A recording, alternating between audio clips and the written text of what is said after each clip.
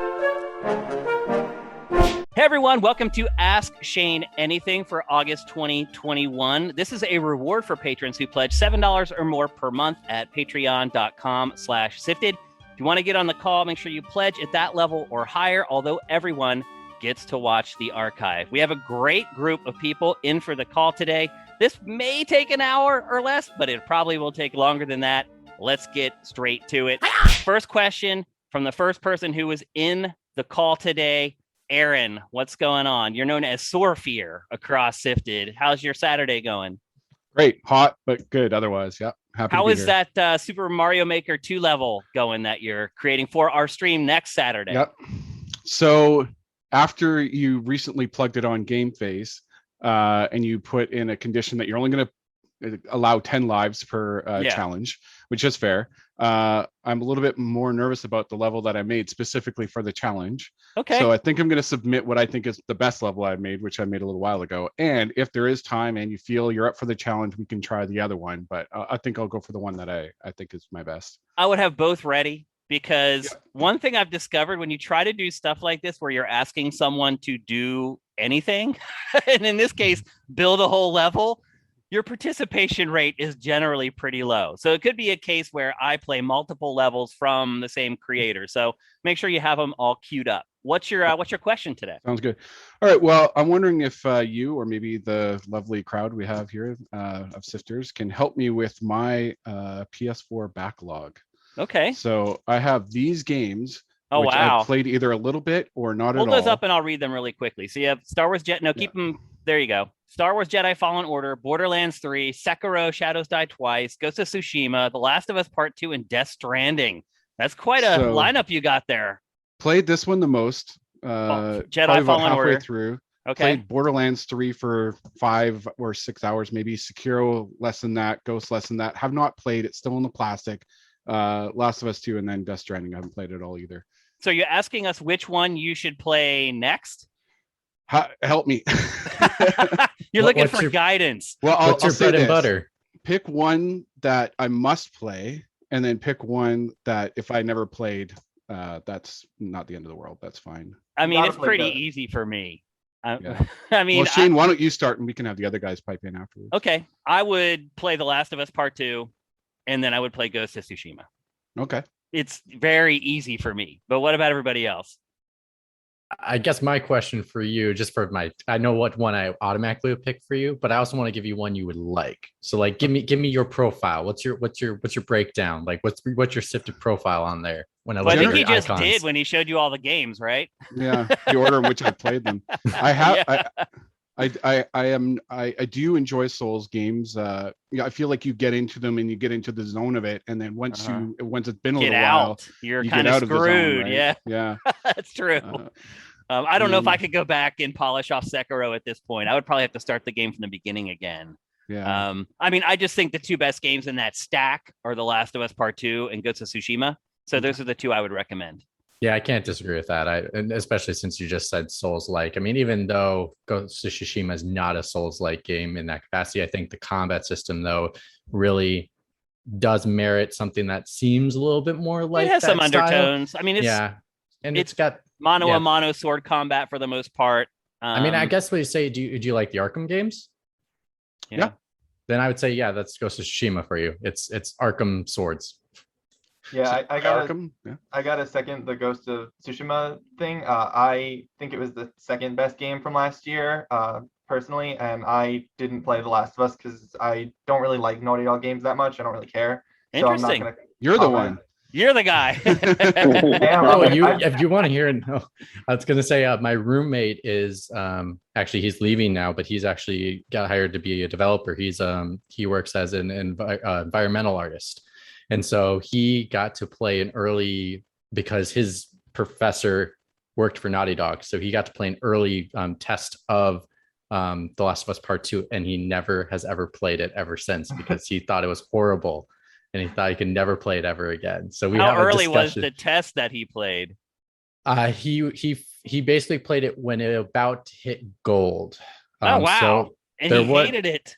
And he hated it. Well, now was it because it's really like an intense game that has a lot of emotional impact? Was maybe that the reason, or just because he didn't like the game itself? Mixture of both. He thought the story was stupid, and then he also thought What? Okay, let's just pause right there. What story in video games does he believe is good? Super Mario Brothers. I mean, objectively, that's insane. If you play video, if you're a film buff who never plays games, maybe I could understand it. But even, I don't know, the story in that game is better than most of the stories in horror movies that I watch. So for sure, I would not trust that guy's opinion on games going forward, Mitch. That's one of those guys I would just scratch off the list and be like, okay, you do you, buddy. Oh no, that's kind of our discussion is, I always mock him for it, of being like, oh, it's just like The Last of Us Part 2. It's amazing, isn't it? And then he just looks at me. It's and like your running joke. Yeah, I just said I don't care for Naughty Dog games, and even I can say that I love the stories of their games. I just don't find them fun to play. Like, I've never paid full price for a Naughty Dog game. I always get them at a discount or for free from PS Plus or something, because I just don't enjoy the experience enough. I love the story. That's why I'm excited for the HBO show for The Last of Us. I think that's what Naughty Dog should be doing, is writing TV and media. I think that the combat and gameplay in most of Naughty Dog's games is loose and floppy and not fun at all. I would not disagree with that. I would say this, though. I would say The Last of Us Part 2 is a step up for Naughty Dog in that regard. That's good. But I do agree with you. Their combat a lot of times feels loosey-goosey, and but it is better in The Last of Us Part 2. So if that's been your stumbling block, whenever you can find it cheap or whatever, I definitely recommend giving it a try. But what I definitely will. It's on the list because I did play the first one. I will play it eventually when it's cheaper. But right now, there's not. I mean, you guys say there's not a lot to play. I have so much stuff in my backlog, like Aaron does. But we don't have backlogs because I do. I mean, there's a ton of games that like I'll play for like 10 or 15 hours to be able to talk about them intelligently on Game Face. And then, around this time of year, I will go back and finish them usually. But once we get into like September, there's really no going back for me, because there's just always another game or two that comes out every week that I have to keep chugging forward with. So that is one thing that I do not like about my vocation, is I don't get to finish as many games as I'd like to. But obviously there's other perks, so I'm not crying or anything like that. But it would be nice to be able to go back and finish some of this stuff a little bit more than I do. But I would agree with you guys in that sense before I played The Last of Us Part 2, but after playing The Last of Us Part 2, I'd have to actually disagree that they should just be making shows, because I think what made The Last of Us 2 so powerful was the fact that it was interactive and not just a passive experience. That, like, even when we had discussions on like Spoiled and stuff, I remember I mentioned things like I felt like I didn't want to continue playing. I wanted to put the controller down, and like you have to hit the button when a character is beating the crap out of another character. Like, you can't just passively watch it. You have to actively hit the button. And that's just something you don't get in another game, because they're combining that really rich story, that really rich character, along with the interactivity where it really puts you in their shoes. And so that's where I think that's what their bread and butter is. And I think they just need to keep pushing in that direction. Well, I think only one person here was saying that they would prefer to watch a show. I think everybody else is cool with playing their games. But to your point, you're right. I mean, they put you in a lot of tough positions in the game. And I feel like if you didn't have to play through certain parts of it to kind of understand the struggle, then the impact of those decisions is certainly lessened. So I totally get what you're saying. Anyone else have a different take on what Aaron should play from his stack? I mostly agree with everything everybody said. After God of War, Last of Us 2 is like one of the best games I've ever played. So definitely highly recommend. I do just want to throw a little love towards Sekiro, and I'll be upfront and say I'm a super Souls fan. So I just platinum Demon Souls. Like, I love them all. Wow. That being said, I can't play Sekiro because it's too difficult for me. That's interesting, because as you guys all know, I am not a huge fan of Souls games. Sekiro is the one I made the furthest progress in. And it's so crazy to hear fans of those games say that it's like the hardest one and the one that they've struggled to go back to or to make headway. And I'm like, that's the one. I actually got like halfway through that game somehow. And I think I just get frustrated with the other ones and just don't concentrate as hard enough as I should when I play them. I don't know what it is, but I think the verticality changes up the gameplay a lot, because and I would agree with Tyler. I'm the same as him. Like, I'm not a Soul super fan, but like I definitely can tackle a Souls game better with Dark Souls, Demon Souls, Bloodborne than I can with Sekiro. And I think it's the verticality and the jumping, because that's just such a key component of the combat system, and how to move, not only just to dodge, but then also to be able to get up on an enemy and stuff like that. That is just so foreign, because you're so grounded in regards to when you're playing a Souls game, like your feet never leave the ground. And that's something that's really important, that's got that weight, that heaviness. And that's so light when you're playing Sekiro. It feels like a feather compared to a rock when you're playing a Bloodborne game. Aaron, I would say that's quite a stack of games you got there. Like, I know, right? You really can't go wrong with any of them, like, except for maybe Death Stranding. Maybe Death Stranding, yeah. And maybe Borderlands 3. Not with the new update. The new update you might like. Maybe. Maybe Borderlands 3. Like, I kind of struggled to play that after like 10 or 12 hours. It just kind of started being very samey, but it's still a solid game if you like loot shooters, so. I feel if you played 1 and 2, which I have, you don't really need to play 3 unless you absolutely love the franchise. Yeah, that's pretty accurate. Yeah, I would agree with that. But I don't think you can go wrong with any of those games. So. So if I had to sell 2 today, I would sell Borderlands 3 and Death Stranding. Well, I'll say this. If you're listening to Game Face to make your purchase decisions, I feel pretty good about your stack of games there. So I feel like we've done a decent job of leading you in the right direction for your purchases. Now you just have to finish them all. You got me to buy them. Yeah. Now I just have to play them. Okay. Let's move on. Next question from Joseph. Sure. Hello, Shane. Hi, everybody. What's up? Happy to finally get to make one of these. Thanks for joining. I always try, and something's always coming up. And anyway, it's just been busy, been a crazy couple months and crazy couple years at this point almost. So my question for you, Shane, is really, it's kind of more business sifted, future outlook oriented. Mm-hmm. And so we were discussing Discord earlier before we started recording, and one of the things that had come up in Discord recently was a conversation between some of us about the outlook of what sifted could really be in the future, and some of the things that we had thought of. And I mean, I think I had said it first, honestly, and we just had some discussion off of that. But have you ever considered making Game Face the focus of Sifted and putting the Sifted site on the back burner until you build the audience? Because your content, I love Game Face. I give you what I give you on Patreon literally just for Game Face. Sifted is totally secondary for me in terms of like why I support you and your content.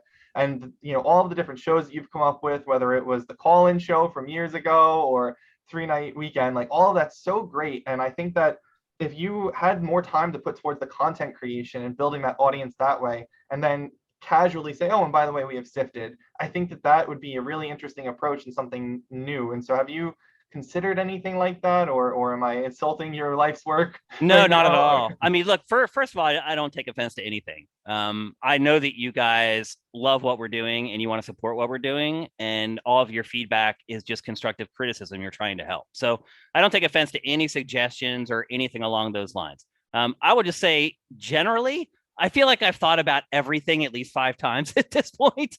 As you said, it's my baby and I'm obsessed with it. And so, it's something that I think about 24 hours a day, 7 days a week, 365, on and on and on. So I've thought about all this stuff, but I think there's a misperception about how much time I'm spending working on the website. So at this point, I hardly spend any time. I don't spend any time at all during the week. Like, I'll jump in a little bit and help Vincent. Like, if I find something that he's missed, or like something breaks and it isn't up on Sifted yet, I'll jump in and make sure that we get it up like really quickly, because maybe he's off doing something and wasn't paying attention or whatever.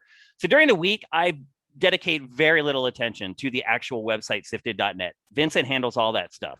On the weekends, I do curate. So Saturdays and Sundays, to give Vincent a break, I handle all the curation on the site. It's a lot lighter than it is during the week. Like, for instance, I did it this morning. I started working on it at like 8:30 in the morning, and I was done at like 9:45 or 10 a.m. So at this point, I am not spending a ton of time working on the website at all.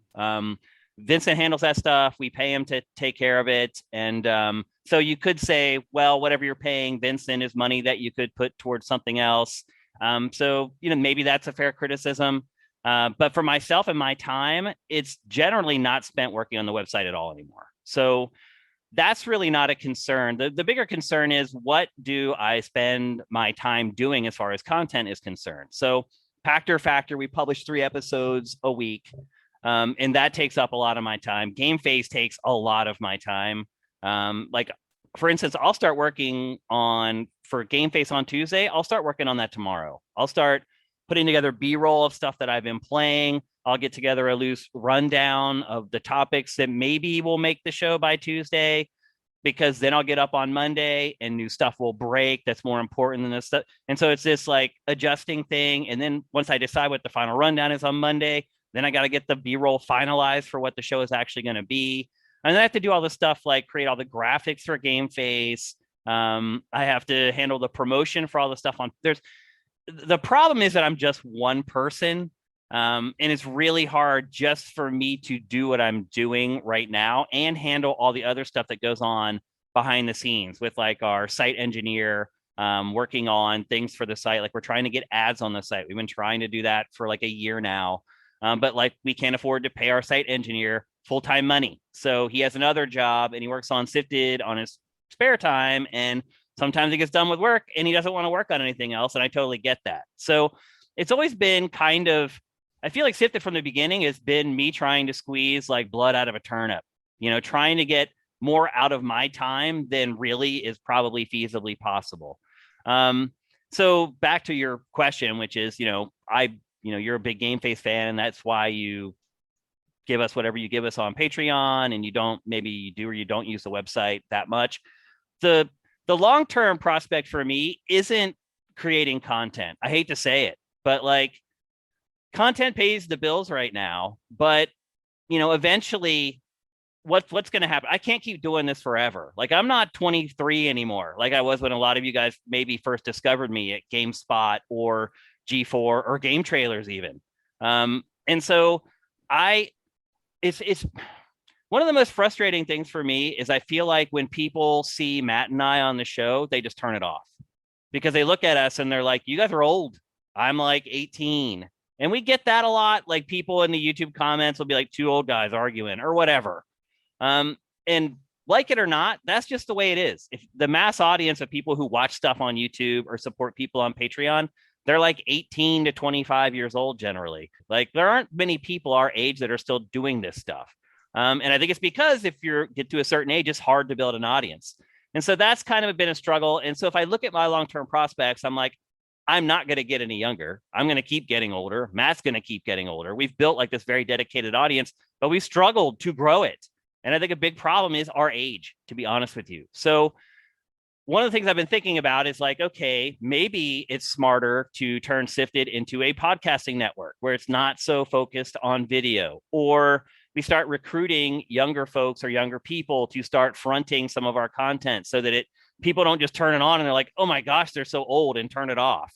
I am not so proud that I won't make decisions that some people may think would be at like my personal detriment. Like I don't really care about like how many people follow me on Twitter or any of that crap. Like I really don't care. As long as people like the content I'm creating, that's all I care about. And so I don't really have like an ego. And so for me, the decisions that I'm going to make are what's going to be better for SIFTD as a company versus what's going to be better for me. And I just wonder if we're kind of shifting towards just a podcasting network where almost all our stuff is like audio only. And you guys are getting it like at least one show that we produce daily that's going into your podcast feeds. That's kind of the way people are doing stuff now. I mean, you can see it. If you look at our competitors, most of them don't even have like B-roll in their shows. I mean, they're just sitting there just talking. And most people are okay with that. Would I be okay with it? No. Like, I don't watch those shows. I just listen to them. Like, I put them in a tab and I listen to them. They're a podcast to me. They're not video content. So that's kind of the way things are going. Like, everyone's just kind of setting up podcasting networks now, but it's a challenge to get people to jump through the hoops to set up the podcast feed. Like, there are still tons of people who are patrons who don't have their podcast feed set up, and it's so easy. But then some people will try and they'll send me messages, and like the problems that they run into, I'm baffled. I'm like, why would you think that you would do that? Like, that makes no sense whatsoever. If you just read the instructions, like somewhere they stray from the instructions. I'm like, but the instructions don't tell you to do that. Oh, well, I just thought blah, blah, blah. Like, there's hassles with both sides. The hassle of producing the video stuff is that it takes me 2.5 days to get ready for an episode of Game Face. But as you said, that's the reason you subscribe. I feel like a lot of people are patrons just for that show alone. But is it a good use of my time? to spend 2.5 days to produce one show. Right now it is, because it seems to be that's why most people are pledging. Looking down the road at the long-term implications of it, I don't know that that's the case. So we're always looking at what we're doing, looking for ways to tweak it. But I think to kind of allay your concerns, like I am not spending that much time on Sifted, the website anymore. Mm-hmm. Any follow-up to that stuff?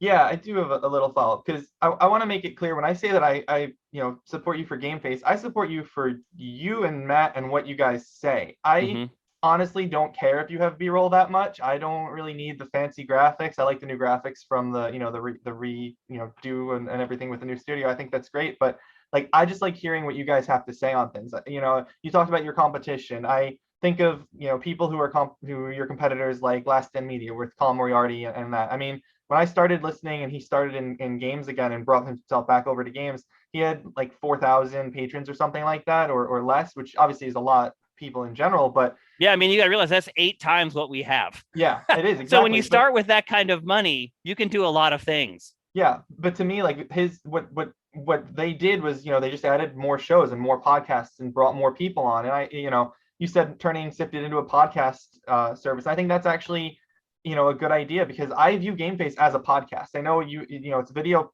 content, but it's a video podcast to me. I put you guys on. I use the archive every day that I eat. I use one episode of Game Face I listen to through the whole week, basically. Yeah, we hear that a lot. Meals, and that because it's such a long show, and I love it. It's great, and I think that most people who support you guys for Game Face are supporting you for you and for Matt and for your opinions, and not necessarily all of the 2 days worth of work that you have to put into the show. I think that if you cut the workload, and I mean, not make Sifted an audio podcast, but reduce the workload to keep it video, but not make it as intricate and as deep and thorough as it is, I think that people would still support you, and that would free up your time to create, a second show, make more of your spoiled episodes or make, something like Sifted HQ again. That was great when Mitch was working with you guys. That was good content you put out there. And it just feels it did nothing.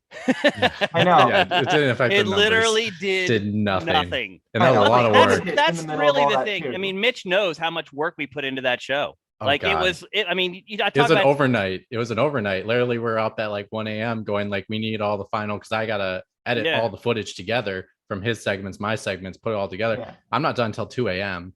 every single week that day. And then I was assembling it after that to get it up in the morning. It did nothing. Yeah. Nothing. That's the frustrating part. I think I mentioned this last time on Ask Shane Anything. It feels like nothing that we do makes a difference ever. We've launched. I mean, I think we have literally launched. I counted them like 2 months ago, like 23 shows since we've launched Sifted, and some of them are just like short segments. Some of them are big projects, like Sifted HQ.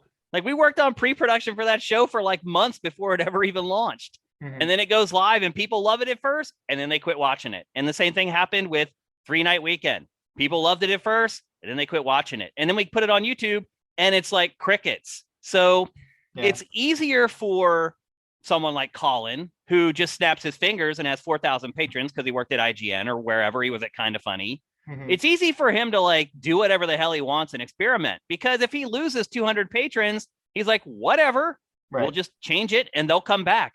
We lose 200 patrons, we lose half our patrons. Right. Like if I had any kind of a budget, I really wish I just had any kind of a budget. I really do. Get an extra $150 this month to do this. Like it's absurd. It really is absurd. And there's a lot of reasons why we're in this position. I could go on. I think I did in the last episode. I went on for like an hour about it. So I don't want to rehash all that stuff. Right.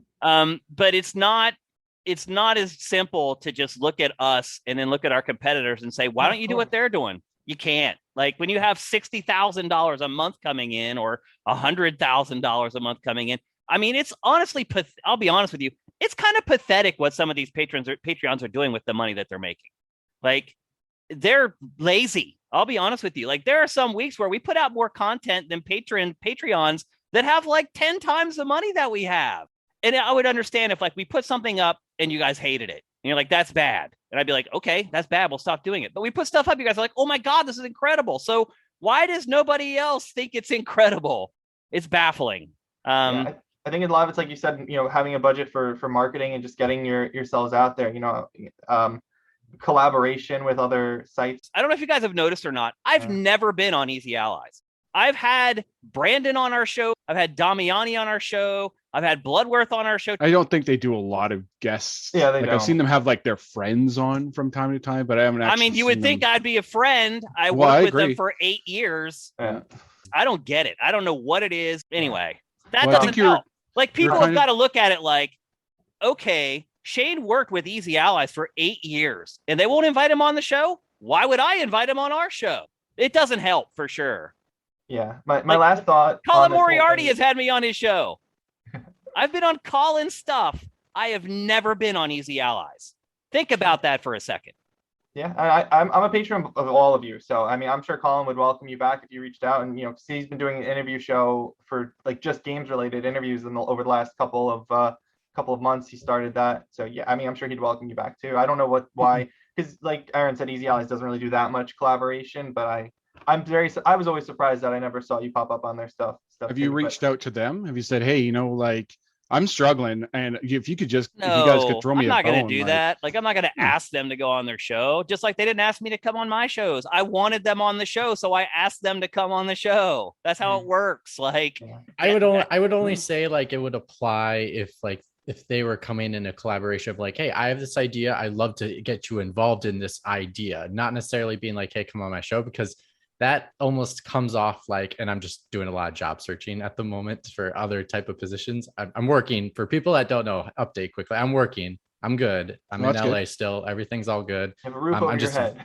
I'm just very, very busy. So, but I think of it as a LinkedIn type thing of like going to a job recruiter and say, hire me for this job, instead of just saying, hey, how's it going? And have them have the idea to say, hey, we have this open position. You'd be great for it. That kind of thing, where it's like, recruiters don't want that from you. Recruiters want to say, I have this job for you, instead of saying, hire me. I want this job. As someone who's unemployed for like 18 months or so and only just recently found a job. Congrats, man. You. That's awesome. Yeah, it's rough. It was rough out there. I'm a lawyer by trade, and the lawyer market is just trash. And anyway, so I get what Mitch is saying with that for sure. Like, it's, dealing with those recruiters, like saying, hey, by the way, don't forget that I exist. I'm still alive if you still have job openings. And if you don't do that every week, they don't think about you. They just don't. Mm-hmm. Yeah. I mean, like you said to Blood, like, hey, Blood, how's it going, man? Like, you guys are doing great. Want to have me on your show at some point? Bloodworth and those guys, they sometimes retweet my tweets. They like my tweet. They know I'm here, dude. Well, like, cool. It's not like, I'm not sure if you guys are maybe patrons of them, but it just sounds like you're giving them a lot of slack here. Like, from my perspective, and I followed their stuff for a little while, but kind of fell off.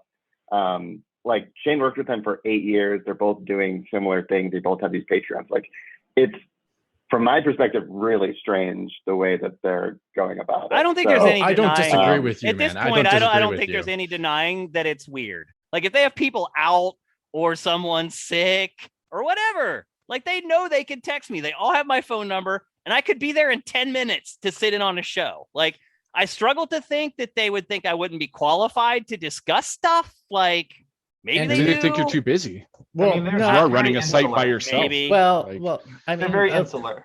So to kind of put it in perspective, I was fortunate enough to meet Brandon Jones. So he came for that guest episode, and I was there just behind the scenes. But even in their conversation with them talking with each other, like, yes, they're both busy. They both understand they're very, very busy. But it did not seem as if it was something like Brandon Jones forgot that Shane didn't exist on the face of the earth. He knew he still existed. It's more of, it seems like they just don't want to collaborate with people. And it's a rarity if they do, if it's only for their strict benefit. And I think the only time I've ever seen them really collaborate with another group would be, that was Kind of Funny. I mean, yeah, Kind of Funny.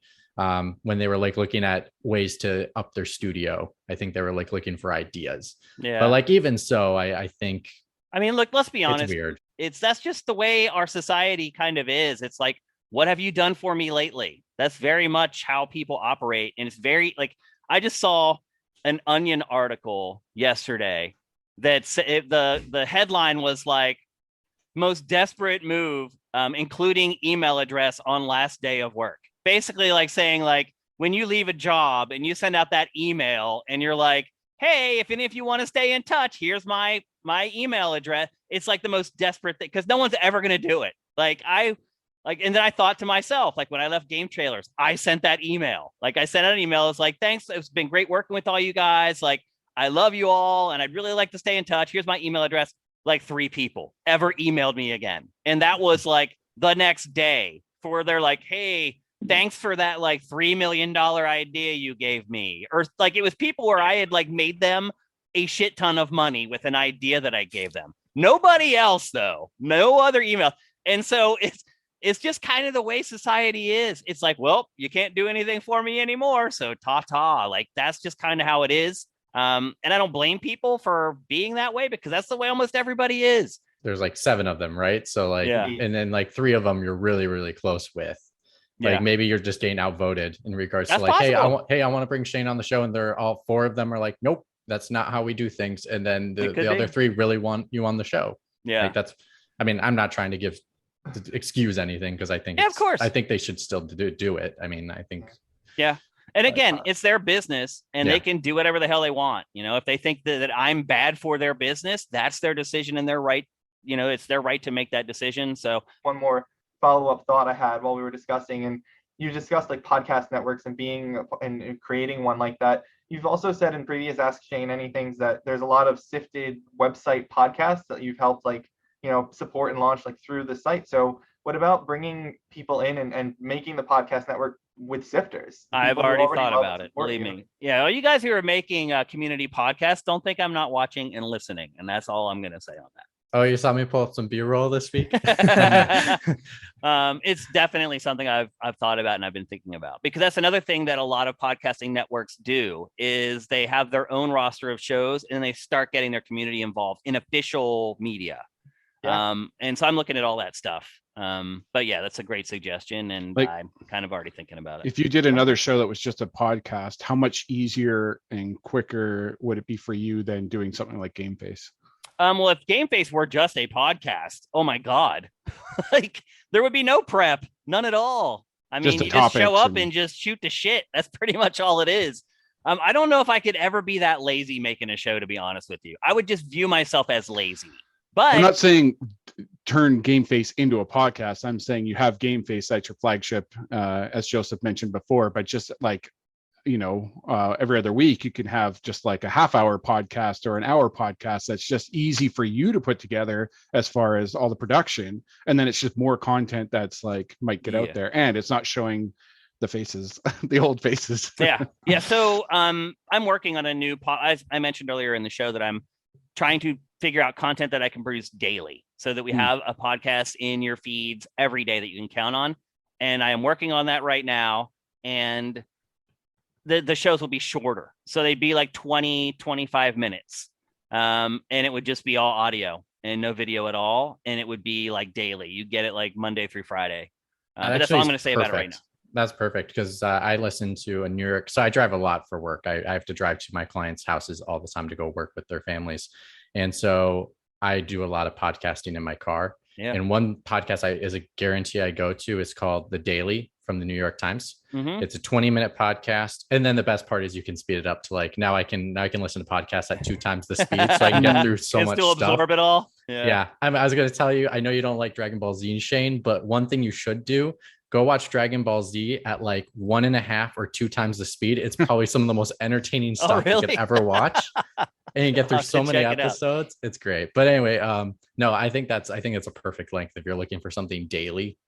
20 minutes you don't need anything more than that. I do a lot of observation of other podcasting networks because I consume them. Like when I talk to people that are like, I don't really listen to podcasts, or I don't really like podcasts. Basically, the flag goes up that you have never tried podcasts, because once you start using them and you get used to like using a podcast app, like they kind of take over your life. I listen to podcasts like all day. I listen to podcasts while I'm taking a shower every day. I have a little Bluetooth speaker in my bathroom, and while I'm taking a shower, I listen to like the podcasts of the day for like the sports teams I like the Penguins and the Steelers, like the podcasting networks that I follow, which I'm kind of thinking about modeling SIFTD after. Like there's this website in Pittsburgh called DK Pittsburgh Sports. They're basically sifted for Pittsburgh sports. Like a big journalist in Pittsburgh was like, I'm sick of working for somebody else. I'm starting my own network. And I just listen to their podcasts all day. When I'm in the shower, I listen to like they have a podcast called Daily Shot of Penguins. And it's just like a 20-minute podcast on whatever the news was about the Penguins that day. And then they have one for the Steelers and the Pirates that I don't care about as much. But so I just am constantly consuming podcasts, and it's not all about gaming. Like most of it isn't about gaming. So when I hear people say, oh, I don't really like podcasts, or like, I don't know, like, I just feel like they haven't really tried them yet. Because I think the future, everyone's going to be doing what I'm doing and just consuming podcasts left, right, and center. So I do want to kind of maybe get in on that before maybe another gaming publication kind of dives into it. But anyway, a lot of that comes down to resources and. Yeah, I listen to a lot of podcasts too. I just don't use podcast apps. I just use whatever, like Patreon. I download it to my phone, or I just use the YouTube video of it. Mm-hmm. What I do is I download the YouTube video onto my phone, and so like that's how I listen to all my press conferences when I watch something, or if I'm like listening to Game Face, I'll do it that way. That's how I do it. I'll download the whole video onto my phone and then just listen to it and then peek every now and then if there's something I want to look at for a second. The times they are changing. There's no doubt about it.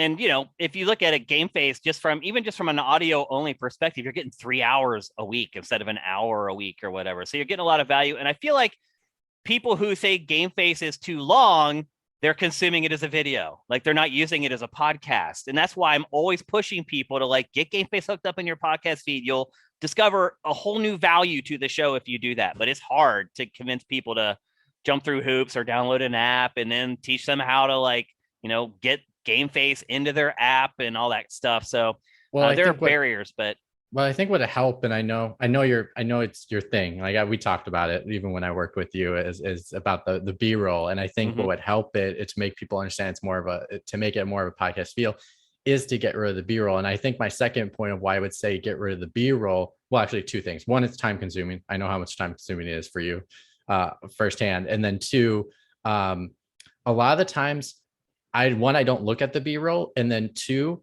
I feel as if the B-roll isn't something that is something I need because I can find that kind of B-roll somewhere else. A lot of the times, a lot of these other places have reviews and video reviews specific. So that's where I get my B-roll from seeing the content of the game, of what I want to see from the game, because they're going to use it to characterize what they're trying to talk about in the middle of the review, just like we were doing with SIFTD HQ and talking about certain segments like that. So I felt as if the B-roll, I know you show like the first segments of the game, but I feel like it doesn't serve that enough of a purpose that I think it would save you time while being able to do more with what you want to do with the podcasting stuff, which I think everyone would probably be more in agreement. Right? They're like, give me more podcasts or give me B-roll. I think everyone would say, give me more podcasts. I think I disagree with the B-roll comment, because I think the B-roll is great. And I think when you guys are talking about a show and I can just look over and be like, oh, okay, that's what they're talking about. Sometimes the B-roll jogs our memory to talk about stuff that we would have completely forgotten and left out. We'll just be watching the B-roll as we talk, and we'll see something in a game. We'll be like, oh yeah. I mean, just for me personally, because my brain is going in a billion different directions all week before I come in for Game Face, it's easy to forget something that you really wanted to bring up. And sometimes just watching the B-roll as we're doing the show, you're like, oh yeah, that's right. And then you can actually talk along with the B-roll and explain some stuff to people. And obviously I understand if you're listening to the audio only version, you're like, damn it, I can't see what they're talking about. But for the people who do watch the video version, I think there's some value in it. But I do hear what you're saying, Mitch. Like, it's a cost benefit analysis, the time that I'm spending working on the B-roll versus how many people actually appreciate the B-roll. I wish we could afford a new TriCaster so the B-roll looked better. Our old TriCaster is really on its last legs right now. We're having a bunch of problems with audio with it right now, and I can't afford to buy a new one. And because it's broken, basically, I can't really sell it for any amount of money now. No one can seem to figure out what's wrong with it or fix it. I've been on Reddit. I've been on New Tech, which is a company that makes TriCasters, their forums, and like no one can figure it out. And it's I don't fully understand how a TriCaster works, but with a powerful computer and a Stream Deck, would it not be pretty close? And then you could control. I've looked into all that. There's this new system called vMix that a lot of people are using. And basically for that, all you have to do is just build a beastly PC, which is expensive, but you're getting other functionality out of it. The TriCaster is this thing that does one thing and you can't use it for anything else. In fact, if you try to use it for other things, it like invalidates your warranty. So the new thing is like vMix that a lot of people are using. I have been looking into that. I do need to build a rig, but I can't get components now. I cannot get a GPU. I've tried. I can't find one anywhere. They're always sold out. I'm in those like Newegg raffles that they do. I've never won one of those. I can't get a GPU. So that's one area that we're looking at, going down that road of building a new PC. But I can't get the parts for it right now. So it's just a big crap sandwich. To be honest, if you need help getting parts, then I'm sure that the sifters would be happy to get in line and help you. I just yesterday, 2 days ago, bought a PS5 for my trainer at my new job because he was trying to get one and I got it, and he's gonna, I paid it and had it shipped to him. He's gonna pay me back for it. I'm sure that anyone on the side would be happy to help. People have been helping. People have tried. They were the ones who first got me onto the Newegg raffles, and I joined up, and my name's in there, and I get the emails, and I never win. PS5s, like, they are easier to get than GPUs, I think. I'm not kidding. At this point, they are. There was a point where PS5s were harder, but now I think they're easier to get than GPUs. So, because, people who are willing to plunk down $550 for a console, that number is dwindling unless more games start coming out. People are always going to need GPUs. People, just for Bitcoin mining and crypto mining and stuff, they're always going to sell. So people are trying to help me. I just have struck out so far, unfortunately. Next up, Tyler, what do you got? Hey, Shane. So I'm a liberal hack on Twitch and SIFTD. Okay. Put the two and two together. Awesome. So you touched on this a little bit already, actually, but I've been curious. You often talk about the way that you play games is kind of dictated by your job. So I just wanted to ask you kind of a general question. Say you didn't have this job, say you had like a regular day job or whatever. How would that change how you interact with games? Like, would you still play as diverse a catalog of games? Would you finish more games? Other games that you just wouldn't play? Things like that. If I had a non-gaming job, I would appreciate SIFTD a lot more because in my current job, I kind of have to play and know about everything. But if I were at my age and I had a job in, let's say, marketing or whatever, and it was completely unrelated to games, I would only be playing the big stuff for sure. I would not be playing these little indie games that I have to play every week, or even like a lot of like the AA games like when I play a game like The Medium.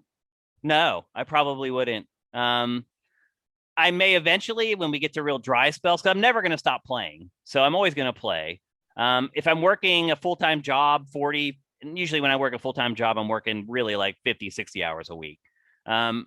My time's going to be my extra time to play games is going to be really precious at that point. And I realize this is the position all you guys are in. So maybe that's really what your question is if you were me, how would you be spending your time playing games? Because most of you guys don't have jobs working in the industry. And so to me, SIFTD would be really important to bubble up the stuff that I should actually care about without having to spend a ton of time doing it, like kind of rooting around through Twitter or through YouTube or whatever. SIFTD to me would be really more valuable to me than it is right now. So I would be probably playing the big stuff for the most part. I probably wouldn't be getting into a single game for as long. So I tend to like find games like multiplayer games that I get into and I play them a lot. So for years, it's been Call of Duty. I got really turned off of Call of Duty this year really early. And I kind of switched over to Rocket League, and I've been playing the crap out of Rocket League. If I had a job where I wasn't using my work hours to play games and then my free time to play those multiplayer games would probably go away because I would only have so much time to play like all the single player stuff that I wanted to play and stuff that I technically play on my free time now, which are multiplayer games. The free time would be spent on the big stuff that I wanted to play otherwise. So probably my multiplayer gaming would go down a lot. That'd be my guess. Which is probably why a lot of you guys are like, I don't play a lot of multiplayer. It's probably why Matt doesn't play a lot of multiplayer. Because a lot of people can't play single player stuff on the clock. so to speak, and I can. So, and believe me, my clock is weird. Like sometimes I'll get up at 7 a.m. and I'll start playing a game until like 9:45 in the morning. And then I'll jump on a call with like our site engineer and I'll talk to him for 2 hours. And then I'll handle all my emails for an hour. And then I'll jump back in the game. My schedule's insane, and it would be a lot more normalized as well if I had like a normal 9 to 5, so to speak, and just had to use my spare time to play. So I think that's the best way I can answer it. Jason Frankovitz, are you still there? Of course I'm still here. What's your question, my friend? Let's see. I kind of have a multi-part question. Okay. My first one is, what developer? Not this generation is a little too new. So maybe you want to answer this from like PS4, PS3, Xbox One. But what developer exceeded expectations the most when they launched a title? That's my first question. That's a tough one. So you're saying like what studio with a very specific release went from like a studio that I wasn't paying that much attention to one that I'll always pay attention to? Is that a fair translation of the question? Yeah, that's really close. You know, it would be like, for example, the answer to this would not be Insomniac because they've been making great games all along. Okay. Forever, right? So that's not a surprise. I want to know what developer surprised you and made you realize, wow, this developer, they're on my list now. Housemarque with Returnal. Easy. I've always been a Housemarque fan, but they've made, small games like Resogun, like little like arcade style shooters, which I always love because I love the aesthetic and the tone of their games. Mm-hmm. I didn't think that it was capable of a game like Returnal, to be honest with you. It had started shifting away from kind of those arcade shootery type games a little bit. Like they had a game called Matterfall that was really bad. But it was more like 3D kind of approaching like the AA space a little bit. You could see what they were trying to do. They just weren't capable of doing it. And so after seeing stuff like Matterfall, where I saw them try to kind of dip their toes into bigger budget projects, and really they fell on their face, my expectations for anything after that were like, I really thought that they would go back and say, okay, we're going back to our roots because this is what people know us for. And these are the games that we made that people really loved. They didn't do that. Instead, they were like, no, we believe that we can do this and we're going to trudge forward in this other new direction. And it paid off. So it's not so much for me because I've always liked Housemarque, but I guarantee Housemarque made a ton of new fans with Returnal. People who had no idea what the studio was or where they came from, who are now like, oh, they're one of Sony's first party studios, and they just accept it as such. They're like, it makes sense. They made Returnal. It's a great game. Now they're first party Sony. If you had talked to someone about Housemarque like 2 years ago and been like, they're going to be Sony's next first party studio, they'd have been like, well, that would be a stupid acquisition. So I think probably Housemarque would be the studio for me. What's your follow-up? My follow-up is, and this is more kind of a vintage question. Okay. What developer, vintage, from 3 months ago, what developer from past generations, either PC or console, isn't making games anymore and you miss them, you wish they were still making games? They're not making them at all? Yeah, they're out of the business. Okay, out of the business. Or they've had a pivot that is so drastic that they're just not in video games. Well, Bungie. I'm not a big Destiny fan, so I used to love Bungie's games, and now I'm hardly even interested in playing them. So they've fallen, but they're still making games. As far as a studio that disappeared that I really miss, I would probably throw Rare into that pile as well. I used to love Rare's games. Some of the stuff they've been making lately, I can appreciate that other people like it, but it's just not for me. So Rare would probably be another one. As far as studios that completely went away, if you want to go way back, like Westwood Studios, like EA snatched them up and just basically wiped them out. Did Command and Conquer, right? Yeah, and I love that. I was a huge PC gamer back in that era because most people who were huge gamers were big PC gamers back then because they had the best games, hands down. PC did. Yeah. So Westwood would be one. I liked Pandemic. I thought they made great games. That's another studio that was bought and shut down pretty unceremoniously. Let me think. What else? I mean, those are probably the two big ones. A lot of studios don't get shut down. They just get absorbed and they start working on projects for other studios and things like Toys for Bob. Like a lot of people may think that they're gone, but they're really not. Like they're still there. They're just getting handed like ports and stuff like that, which is great for the people that work there. They're still employed. They're still making money making video games. But for people who appreciated what they were doing creatively before that, I think it's a little disappointing. Mitch, last question of Ask Shane Anything. What do you got? Before the question, Jason, I got a good one for you. Supermassive Games. That's one that put them on the map for me. Until Dawn is great. The rest of the anthology series not so great, but it's one that didn't know they really existed, and they put themselves on a map. Until Dawn is $9.99 on the summer sale in the PS Store right now. I think because of you, I'm going to buy it. Oh yeah, hands down, you should. It's one of the best in regards to the controller click adventure. Yeah, in QuickTime. My question for you, Shane, is now we're going to go back. Keep going retro, I guess. Is what is one review you regret giving a score to from any publication that you worked for? What's like one game? What was the score, and what do you think it deserved? Okay, that's a great question, and I just want to give it a little context. So I'm not saying that when I reviewed the game that the score was crazy based upon what the standards of games were at the time, but more of going back and playing them now. Which game am I like, oh my gosh, I can't believe I gave it such a high score? That game for me is Eternal Darkness, for sure. I gave it a 9.7 on GameSpot when I worked there. I think it was 2001. And at the time, and believe me, our reviews at GameSpot at that time were vetted.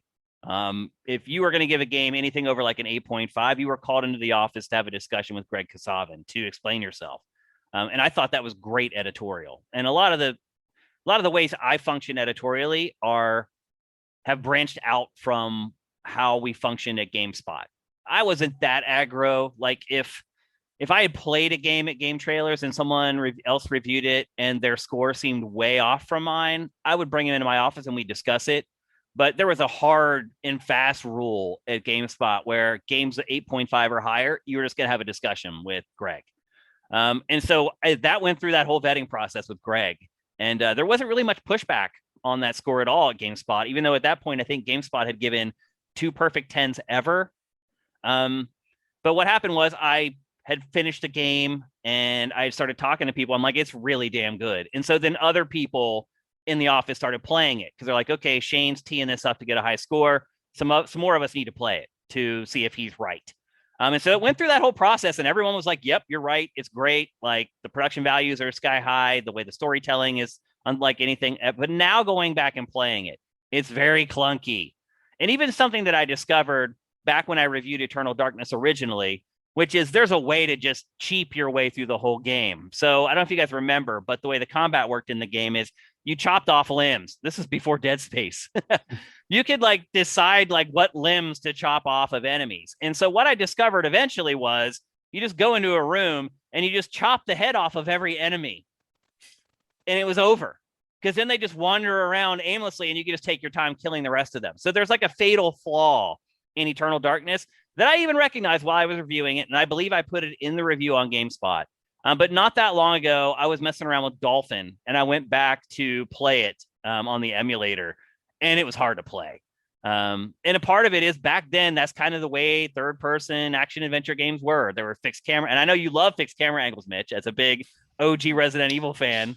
Bread and butter. And so back then that was just par for the course. That's the way action adventure games were. You had a fixed camera and you learned the tank controls and blah, blah, blah. And so I think in the context of when it came out, the score wasn't crazy, but now I look back at it, it's probably my most regrettable review score. Okay. I kind of do have a follow-up to it. Okay. But I first want to say, no, you did go AWOL on one game, and that was, I believe it was Ghost Recon Advanced Warfighter. because you went to GT and they were like, "Oh, we're gonna give this a 9.7." You said, "Please don't do that." Oh yeah, that was when I was transitioning to game trailers. Yeah. So, but before it's interesting you remember that and you're bringing it up. So I was working at G4 and I was going through like the whole recruiting process with MTV and Viacom to bring me over to kind of lead game trailers. At that point, it was Brandon. And that was pretty much it. As far as people that you guys know, it was Brandon. And then the two guys who had kind of funded it with Brandon were there. But it was like the three people who founded game trailers at that point. I was their first hire. Slusser? Yeah. Do you know Slusser? No, I mean, he's just talked about him. Yeah. Yeah, they've talked about him forever. But yeah, Groats and Slusser. Groats and Slusser. Jones always mentions. Yep. And so those were the only. I'm shocked that you know those names. But yeah, that's exactly who I was talking about. So it was Groats, it was Slusser, and it was Brandon. And Brent. They had brought Brent in to build web stuff. So I was the first hire there. And they were just like, the way they were reviewing games then were like, they were just playing them at night and like shooting the shit about them. And like, there was no editorial process. There was no vetting. There was no anything. They're just like, basically, I think Jeff Groats was like, this is a 10 out of 10. And so they were going to give it like a perfect score. And I had already been playing it for review on XPlay. And so before I even got hired at GT officially, I was just in the office and we were kind of buttoning stuff up. Like I had basically told them like, yeah, I'm cool with the job. They're like, and they were working on like the offer, like the financial part of it, like what they're going to be able to offer me for a salary. But it was pretty much set in stone that I was going to go there. And so they started talking to me about stuff that they were working on, like games that I was playing. And I think some of it was maybe a test for me. And so they brought it up and they're like, oh yeah, you know, Ghost Recon Advanced Warfighter, like we've been playing it, we're loving it. And we're like working on the review for it. And I was like, oh, out of curiosity, like where are you guys leaning for the score?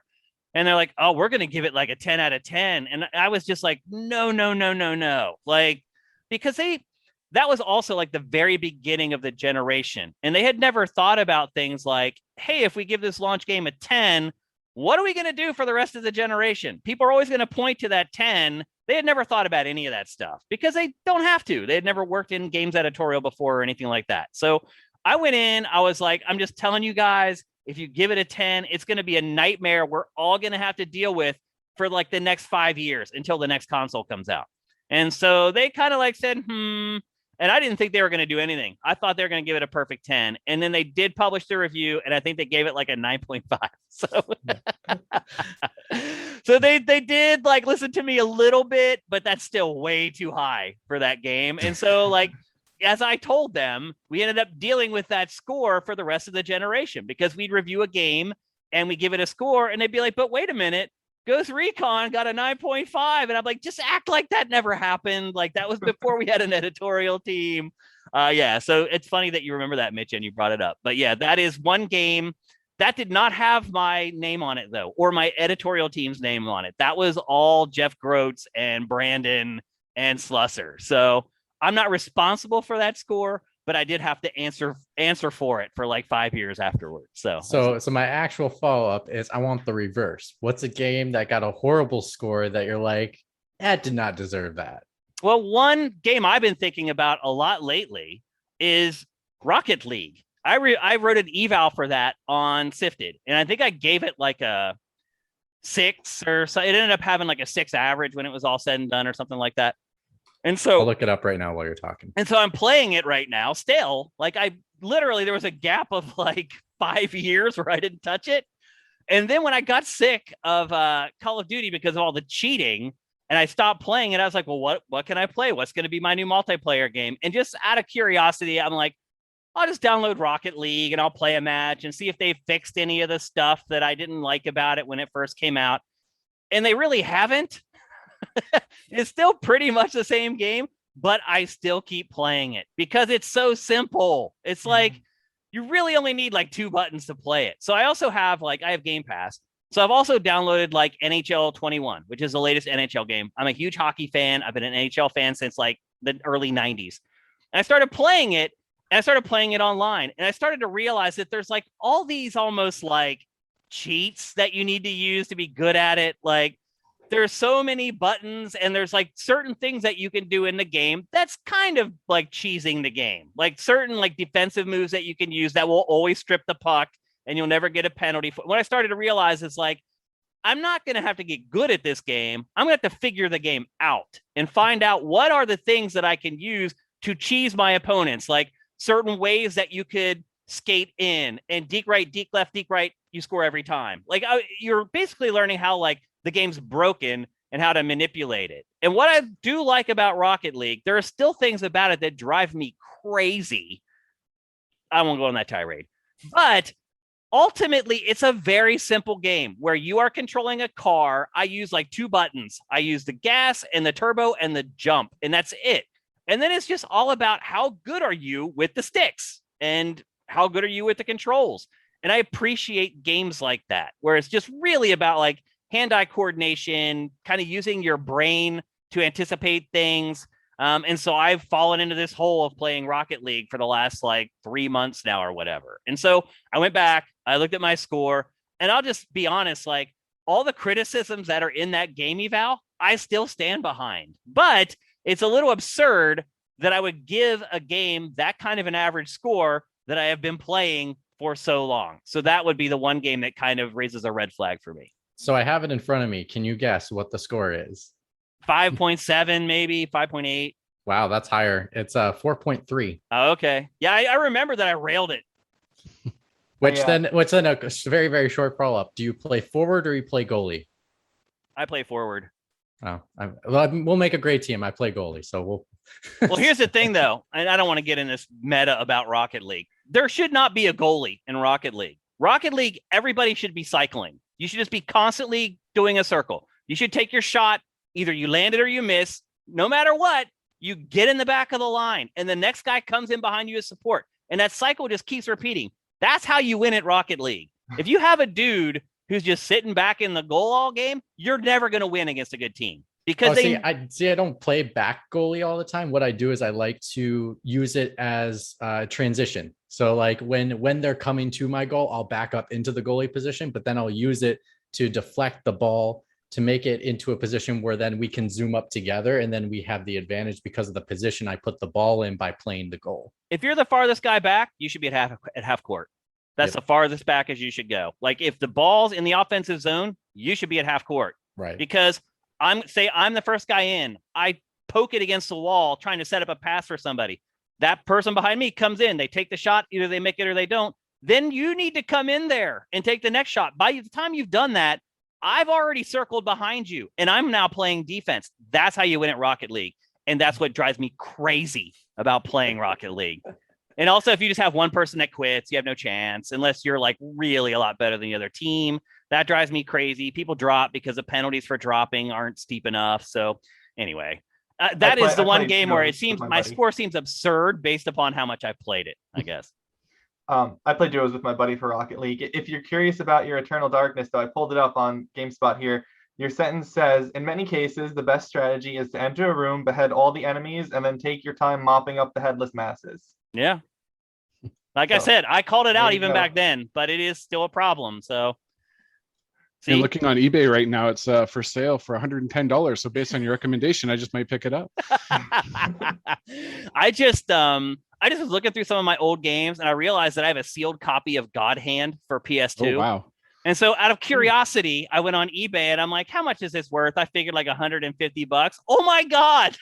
Like people are asking for like $2,000 for that game sealed on eBay. I don't know if anyone ever pays that, but I was like, holy crap. Like I honestly don't even know what I've got, like, because I just have stuff tucked away everywhere. And I stumbled across that sealed God Hand and I was like, I know God Hand is rare and it has a cult following, probably worth $200. Oh no. Holy moly.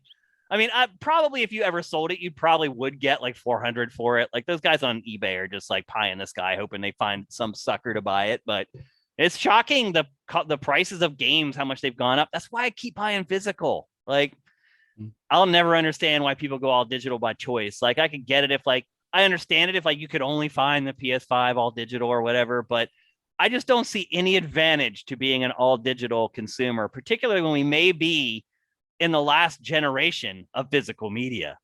Think about it. Even these PS5 physical games, by the time you guys are like my age or you're ready to retire, they're going to be worth a lot of freaking money. Like, I don't know why people go all digital. I mean, I understand some people are just like, I just don't want clutter in my life, or I don't want to carry things around or whatever. I kind of get that. But financially, it's so much smarter to buy physical media. So my policy has been, it's changed lately. It's been buy physical always, and I always buy physical still. But if a couple years goes by and things go on sale, I'll buy again digital.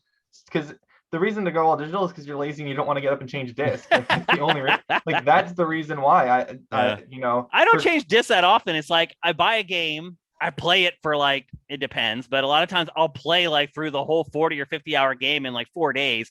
That's still only swapping a disc once every 4 days. Like, but the thing with games today is, one of the things that you got, like you said, you don't really go back to games, is that games come out with DLC. Like, I've got Assassin's Creed Valhalla that I platinumed 100%. I did that whole game, and I'm going to have to go back and I have to find a disc and put it in for the Siege of Paris and for the Druids. And so you just have to swap. And then Elder Scrolls Online, I've had the physical hard disc of Elder Scrolls Online since it launched on PS4 in 2015 or 16, whenever that was. It was super cheap for a digital copy. I just bought the digital so I can stop having to find that freaking disc every time a new expansion comes out. Yeah. Do you hide the discs on yourself? Why are you having such a hard time finding them? I have a ton of discs. I've got PlayStation 5, PlayStation 4. You need a system, man. Yeah. Or you need to be better organized. I was going to say, Shane needs to hire somebody to basically do all his selling of all his items for him and just collect like 10% of the profit or something. I mean, literally, it may come to that someday. Like, I'll like pay my niece or my nephew to like sell off my collection, and I'll give them like a 10 or 15% cut, and they'll be more than happy with that, to just go on eBay and go doink, doink, doink. Something that I have no interest in doing at my age. That's for sure. I live in a basement apartment in New York. I don't have room to organize things. Yeah, I get it, dude. I get it totally. I have lots of friends who have lived in New York, and I would walk into their apartments and I'm like, what? How much are you paying for this? This is a walk-in closet, bro. Like, $2,000 a month. Best deal in Brooklyn. I'm like, okay.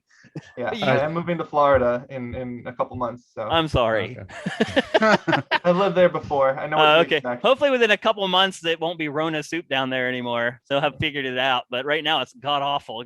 Right now would be the worst time to ever move to Florida.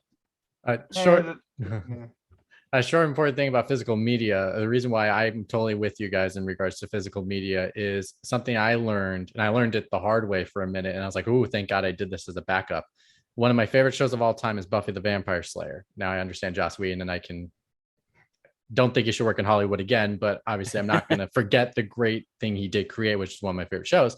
But I ended up buying the DVD versions of that show when I was in high school because I wanted to just get them. So I started to buy them slowly. You're a fan. Yep. Here I realized when they remastered them, they ruined the remaster. So when they put it into widescreen, they ended up doing something where they basically zoomed up the image and then cropped. So then the framing is off. So like things where you're like looking at a chin instead of looking at the whole face because they cropped down here and then they did color coding certain ways by doing the coloring difference, all that kind of stuff. I was like, whew. And then those are the OG versions worth a lot of money now? Because I have no they're idea. Actually pure and they're not distorted. They probably are. But then I was going to say the even thing that scared me even more was that version, the bad version, is on all the streaming services. I mean, it makes sense because it's widescreen, Yeah. So I was just like, ooh. Well, maybe that's worth money someday because you have the versions that actually show how they were shot.